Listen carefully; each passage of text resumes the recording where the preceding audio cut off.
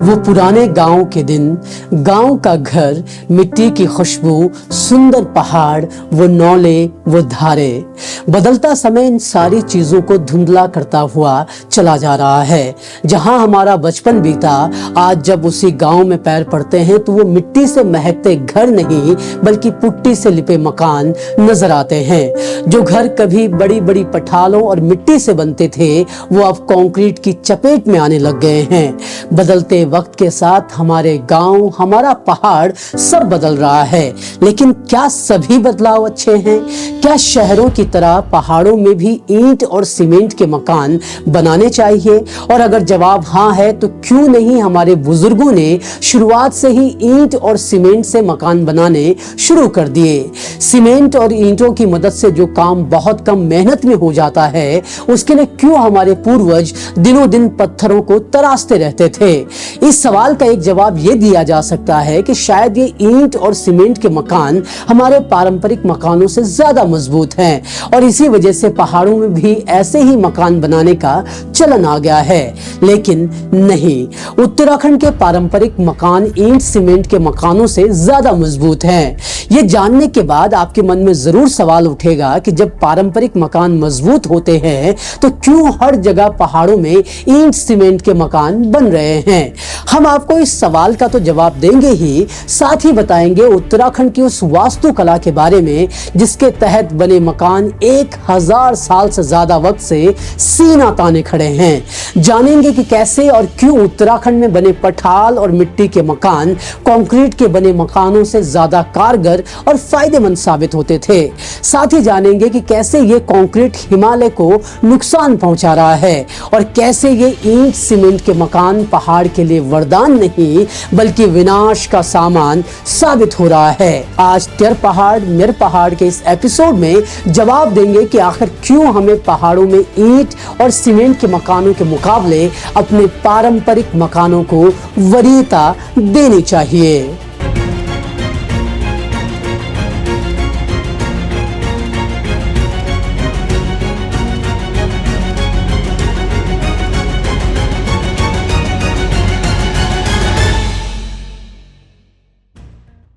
आज आप उत्तराखंड में जहां भी जाओ, हर तरफ ईंट और सीमेंट का इस्तेमाल कर भवन निर्माण किया जा रहा है। पारंपरिक तरीके से मकान बनाने का चलन लगभग खत्म हो गया है। इसका परिणाम ये हो रहा है कि भूकंप और दूसरी आपदाओं में इन कंक्रीट के मकानों की वजह से और ज्यादा नुकसान पहुंच रहा है। वो कैसे, उसे भी समझेंगे, लेकिन पहले पहाड़ की पारंपरिक भवन कला को समझ और जान लेते हैं। उत्तराखंड में आपदाओं के जितने भी वीडियो सोशल मीडिया पर आते हैं, ज्यादातर में आपने देखा होगा कि जो घर ढह जाते हैं उनमें ज्यादातर कंक्रीट के बने होते हैं। ऐसा नहीं है कि पहाड़ के पारंपरिक घरों को आपदा में नुकसान नहीं पहुंचता है, लेकिन ईंट सीमेंट के मकानों के मुकाबले नुकसान का रेशियो काफी कम हो जाता है। पहाड़ में पहले पठाल, काठकुनी यानी कोटी बनाल के घरों का ही रिवाज था। ये घर भौगोलिक दृष्टि से पहाड़ में मौसम की जटिलता से जूझना जानते थे। भवन वास्तुकला के मामले में जौनसार और रवाई घाटी ज्यादा मजबूत स्थिति में नजर आते हैं। यहाँ इस्तेमाल काठकुनी यानी कोटी बनाल कला काफी मजबूत होती है। काठकुनी भवन निर्माण कला हिमाचल प्रदेश में अपनाई जाती थी और काफी हद तक आज भी अपनाई जाती है। हिमाचल प्रदेश की तीर्थन घाटी में स्थित चेहनी कोठी उन कुछ गांवों में से एक है जो अभी भी इस परंपरा का निर्वहन भवन निर्माण के लिए कर रहे हैं। यहाँ आपको आसानी से 9 मंजिला इमारतें दिख जाती हैं।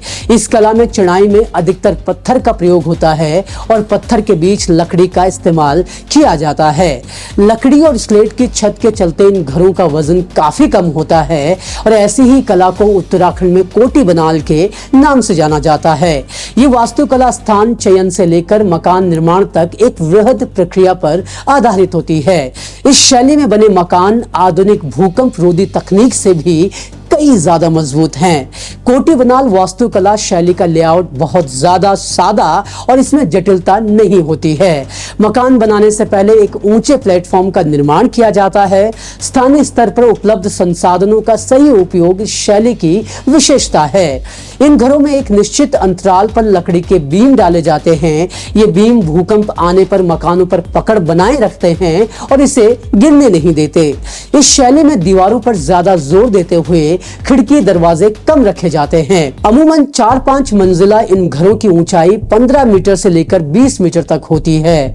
राज्य आपदा प्रबंधन एवं न्यूनीकरण केंद्र ने इन पर अध्ययन किया और इस अध्ययन में सामने आया कि कोटी बनाल कला 1000 साल पुरानी है।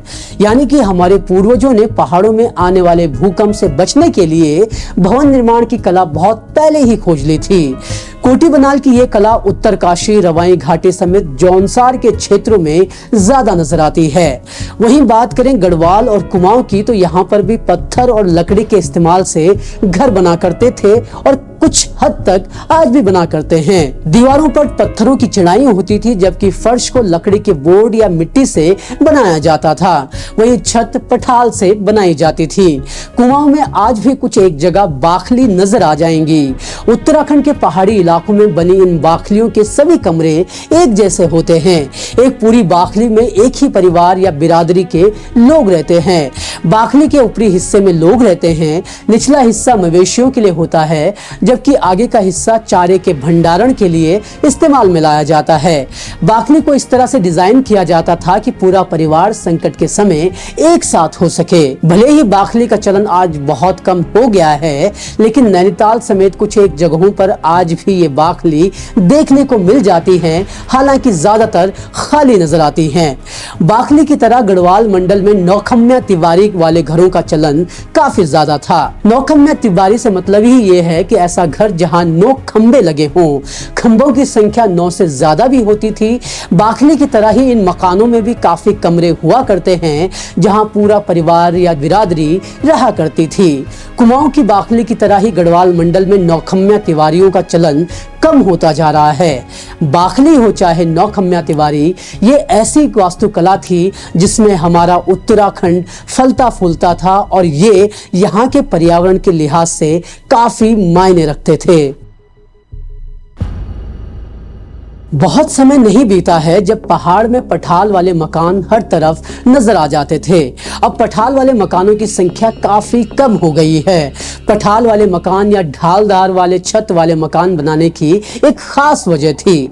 दरअसल हिमालयी इलाकों में बर्फ गिरती है और इसी को देखते हुए यहाँ पठाल और लकड़ी के ढालदार छत वाले मकान बनाए जाते थे, ताकि बर्फ पिघल कर नीचे फिसल जाए। पठाल के घरों में छत की ढाल दरवाजे या खिड़कियों की तरफ रखी जाती है, जिससे कि बाहर से आने वाली सर्द हवाएं अंदर ना आ सके। सिर्फ यही नहीं, ये घर भूकंप को झेलने की क्षमता भी रखते हैं और यही वजह है कि आज भी आपको कई गांवों में ये घर एकदम सीना ताने खड़े नजर आ जाते हैं। गैरसैंण, रामनगर, रामनी समेत कई ऐसे क्षेत्र थे जहां अच्छी क्वालिटी के पठाल मिला करते थे। एक वक्त में ये काफी फला फूला कारोबार था, जो अब पूरी तरह खत्म हो चुका है। आज भी कई गांवों में आपको पठालें घर के पीछे या आंगन में रखी हुई मिल जाएंगी, लेकिन ईंट और सीमेंट के घरों में अब इनका इस्तेमाल ना के बराबर किया जा रहा है। अब पठाल की जगह लेंटर वाली छत ने ले ली है। जब हम उत्तराखंड की पारंपरिक शैली में बनने वाले घरों की खासियत जानते हैं, तो क्यों नहीं इसमें ही घर बनाए जाते हैं। सवाल वाजिब है, लेकिन पहाड़ी मजबूर है। वो कैसे, ये भी जानेंगे, लेकिन पहले जान लेते हैं कि क्यों सीमेंट के घर पहाड़ों के लिए मुफीद कतई नहीं हैं। पहाड़ों में अब जो भी भवन निर्माण हो रहे हैं, उसमें ईंट, सीमेंट और कंक्रीट का इस्तेमाल काफी ज्यादा हो रहा है। वैसे तो बहुतायत इसी तरीके से शहरों में घर बनाए जाते हैं, लेकिन पहाड़ों की संवेदनशीलता को देखते हुए ये मुफीद नहीं माने जाते। इसकी कई वजह हैं। पहली वजह यह है कि पाला गिरने, बर्फ पड़ने और बारिश के कारण इसमें जल्दी काई लगने लग जाती है। कंक्रीट के मकान पहाड़ों में सफल भी नहीं है। पाला गिरने से सीमेंट की पपड़ी भी उखड़ने लगती है। जहां पठाल के मकान वर्षों तक सुरक्षित रहते हैं, वहीं पहाड़ों में सीमेंट के मकानों में 15 सालों में ही दिक्कत आनी शुरू हो जाती है। कंक्रीट एनवायरनमेंट के लिहाज से भी बहुत ज्यादा खतरनाक माने जाते हैं। द मड की एक रिपोर्ट के मुताबिक कंक्रीट इंडस्ट्री दूसरी ऐसी इंडस्ट्री है जो काफी ज्यादा कार्बन डाइऑक्साइड प्रोड्यूस करती है। वहीं इनके मुकाबले पुराने पारंपरिक घर नेचुरल चीजों से बने होते थे। कंक्रीट को जहां बहुत ज्यादा पानी पिलाना पड़ता है तो वहीं पारंपरिक घरों में इसकी मात्रा काफी सीमित लगती है। कंक्रीट पानी सोखता है जिसकी वजह से काई और घरों में सीलन आने लगती है। पहाड़ के पुराने घर पर्यावरण के अनुकूल थे, लेकिन कंक्रीट पर्यावरण के अनुकूल बिल्कुल भी नहीं है। कंक्रीट कैसे पहाड़ों में विनाश का कारण बन सकता है, इसका एक जीता जागता उदाहरण है जोशीमठ। जोशीमठ में भूधसाओं की खबरें नेशनल मीडिया में छाई रही। यहाँ भूधसाओं हुआ तो एक्सपर्ट्स ने यहाँ का निरीक्षण किया। मोगम्बे.com की एक रिपोर्ट के मुताबिक जब यहाँ के घरों का एक्सपर्ट्स ने निरीक्षण किया तो पता चला कि यहाँ कई ऐसे घर हैं जिनकी क्वालिटी अच्छी नहीं है। इसके मुताबिक भारत में मैदानी इलाकों में जिस तरह से मकान बनाए जा रहे हैं उसकी कॉपी कर पहाड़ी इलाकों में घर बनाना भी नुकसान को बढ़ाने का काम कर रहा है। एक्सपर्ट्स का कहना है कि पहाड़ी इलाकों में मैदानी इलाकों की तरह विकास करने की जो होड़ लगी है उसकी वजह से पहाड़ की क्षमता पर यानी कैरिंग कैपेसिटी पर ध्यान नहीं दिया जा रहा है। एक्सपर्ट्स का कहना है कि जोशीमठ की कैरिंग कैपेसिटी की जांच किए बिना यहां कंक्रीट का जंगल खड़ा कर दिया गया और यही वजह है कि आज जोशीमठ खतरे में है। एक छोटे से पहाड़ के ऊपर अगर इतना कंक्रीट होगा तो वो धंसेगा ही। इसके अलावा जोशीमठ में पानी की निकासी के भी प्रॉपर इंतजाम नहीं है, जिसकी वजह से कंक्रीट से बनी इमारतों ने पानी को सोखा और वो भारी होती चली गई। द ट्रिब्यून की एक रिपोर्ट के मुताबिक पिछले 10 सालों में लकड़ी के बीम और दरवाजे, मिट्टी और छत पर लकड़ी, हल्के और पतले पत्थर के स्लैब वाले पारंपरिक घरों की जगह अब कंक्रीट निर्माण ने पूरी तरह ले ली है। ये कंक्रीट से बने घर वैसे ही बहुत भारी होते हैं और पानी पीने के बाद ये और भारी हो जाते हैं। ऐसे में जब आपदा और भूकंप आता है तो ये काफी ज्यादा नुकसान कर देते हैं। अब पहाड़ों में क्यों पारंपरिक घर नहीं बन पा रहे हैं, इस सवाल का जवाब जानने से पहले ये जानना जरूरी है कि आखिर क्यों हम जिस वास्तुकला में अपने घर बनाया करते थे वो क्यों बनते थे। दरअसल सिर्फ बात पहाड़ों की नहीं है, पूरी दुनिया में भी ऐसा ही चलन था कि जो चीजें अवेलेबल होती थी उसी के आधार पर निर्माण कार्य किया जाता था। पहाड़ों में मिट्टी और लकड़ी काफी आसानी से अवेलेबल थी, पत्थर भी मिल जाते थे और यही वजह है कि हमारे पूर्वजों ने उसी के आधार पर अपनी वास्तुकला को स्वरूप दिया और ऐसा निर्माण किया जो बहुत मजबूत और भूकंप रोधी होने के साथ ही काफी ज्यादा सुविधाजनक भी था। लेकिन अब सवाल उठता है कि आज क्यों हम इस परंपरा को भूलते जा रहे हैं। उत्तराखंड में जगह जगह बनने वाले पारंपरिक घरों की संख्या लगातार घटती जा रही है और इसी के साथ लुप्त होती जा रही है पारंपरिक वास्तुकला। एक आम पहाड़ी अगर पारंपरिक तरीके से आज घर बनाना भी चाहे तो ये ईंट सीमेंट के घरों के मुकाबले काफी महंगा पड़ता है। इस पे मेहनत कई गुना ज्यादा लगती है। इसके साथ ही इन घरों को बनाने वाले पुराने जानकार भी बहुत कम रह गए हैं। सिर्फ यही नहीं, अब घरों पर बिछाने के लिए पठाल मिलना भी मुश्किल सा हो गया है। फॉरेस्ट कंजर्वेशन एक्ट के तहत अब पठाल निकालना भी संभव नहीं है। जंगलों से घरों के लिए लकड़ी का इंतजाम करना भी काफी बड़ा चैलेंज हो जाता है। यानी कि पहाड़ी चाह कर भी पहाड़ी हाउस नहीं बना सकते और बनाना है तो उसे अच्छा खासा पैसा हाथ में चाहिए तो ही वो किसी पहाड़ी हाउस का निर्माण कर सकता है। अब सवाल उठता है कि हम और सरकार क्या कर सकती है। हिमालय के लिए कंक्रीट एक दीमक की तरह है, ये धीरे धीरे हिमालय को खोखला करता जाएगा। जरूरत है पहाड़ के लिहाज से निर्माण करने की, जहां जो पुराने घर बचे हुए हैं उन्हें संरक्षित करने की। इसके साथ ही जो पुरानी कास्त कला और वास्तुकला के जानकार हैं उन्हें बढ़ावा दिए जाने की भी जरूरत है। कंक्रीट की जगह मिट्टी के मकान भी बनाए जा सकते हैं। कोटी बनाल और पहाड़ की दूसरी वास्तुकलाओं के संरक्षण पर ध्यान देने की जरूरत है। उत्तराखंड के नैनीताल में बिना ईंट बिना कंक्रीट के मिट्टी से नेचुरल घर बनाए जा रहे हैं। लोगों को सिखाया भी जा रहा है। ट्रेनिंग दे रही शगुन सिंह जी न्यूज को बताती हैं कि दुनिया में अर्थ बैग, कॉब, एडोनी, टिम्बर फ्रेम और लिविंग रूफ तकनीक से घर बनाए जाते हैं। उत्तराखंड में भी ऐसी तकनीकों को बढ़ावा देने की जरूरत है। उत्तराखंड की पारंपरिक वास्तुकला और पारंपरिक घर सिर्फ यहाँ की जरूरत नहीं बल्कि हमारी विरासत भी है।